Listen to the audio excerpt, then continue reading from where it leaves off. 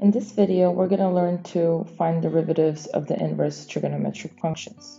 All the formulas used in this video are provided in the video description below.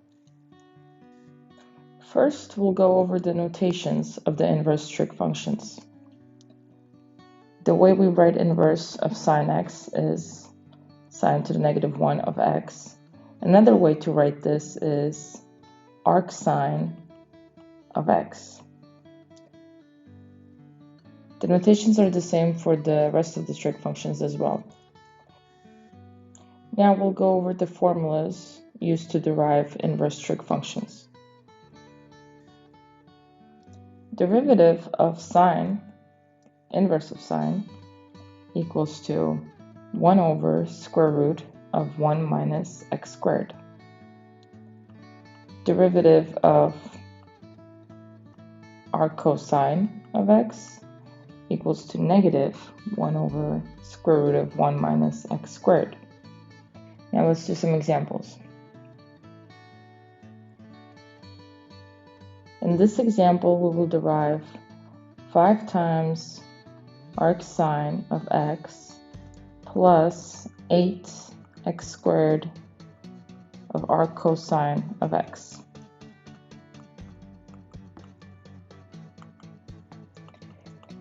Derivative of this would be 5 times derivative of the inverse of sine equals to 1 over 1 minus x squared plus, now in this part, we're going to use the product rule. Before deriving this, let's pull the constant out. And now let's find the derivative of the first, which is x squared. The derivative of that would be 2x times the second function plus derivative of the second function, which is negative 1 over square root of 1 minus x squared times the first function, which is x squared. The rest we simplify. Now we'll find derivatives of arctangent and arccotangent. Derivative of the inverse of the tangent function equals to 1 over 1 plus x squared. The derivative of inverse of cotangent equals to negative 1 over 1 plus x squared. Now we'll do some examples. Now we will derive square root of x of the inverse of the tangent function plus x plus 3 squared of the inverse of the cotangent function.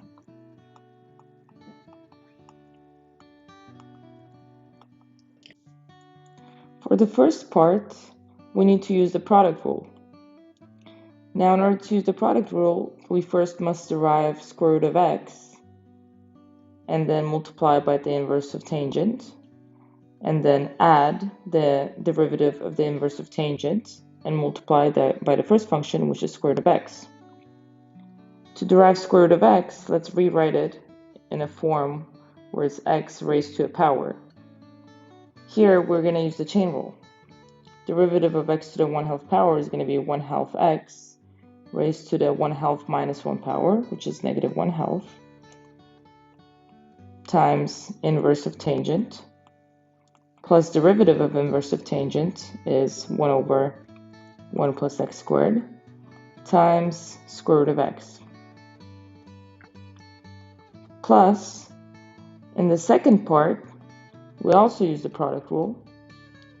So first let's derive x plus 3 squared. That's going to equal to, using the chain rule, 2 times x plus 3 to the first power times derivative of the inside, which is 1, times cotangent, inverse of cotangent, x, plus derivative of the inverse of cotangent is negative 1 over 1 plus x squared, times the first function, which is x plus 3 squared. The last two inverse trig functions are secant, inverse of secant, and inverse of cosecant. Now let's find derivatives of these. The formula to derive the secant, inverse of secant, is 1 over absolute value of x times the square root of x squared minus 1.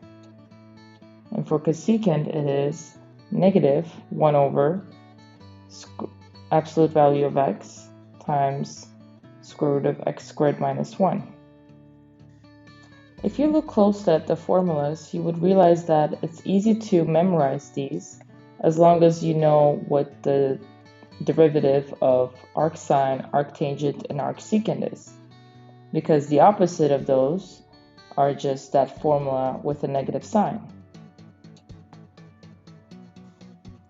In this last example, we're going to derive inverse of the secant function times cosine of x. Notice this is not an inverse, plus 5 times cosecant, inverse of cosecant of x.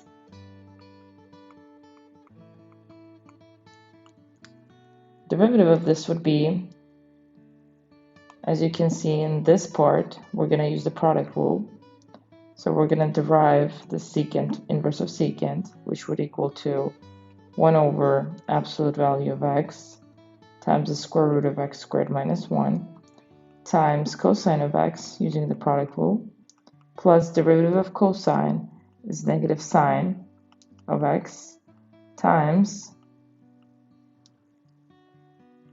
arcsecant of x plus 5 times derivative of inverse of cosecant is negative 1 over absolute value of x times square root of x squared minus 1. Hope this video was helpful. See you in my next video.